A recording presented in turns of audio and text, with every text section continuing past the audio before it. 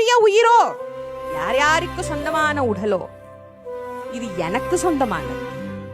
யாருக்கோன்னு வரும்போது பிரச்சனை இல்லை, எனக்குன்னு வரும்போதுதான் பிரச்சனை. இங்கதான் சிவபெருமான் காட்டுற அந்த உயிர்களுக்கு சார்ந்த உறவுகள் இதனால் எவ்வளவு துன்பம் அனுபவித்திருப்பார்கள். உனக்கு அது தெரியாதே, வெட்டி போட்டுட்டு நீ போயிருப்ப.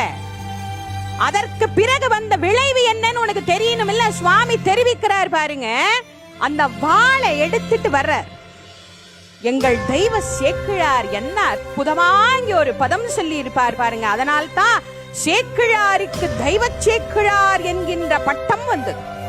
என்ன அழகா சொல்றார் பாருங்க. தாதை அறிய, நறுக்கனோ வெட்டனோ குத்தனோ ஒன்னு சொல்லல.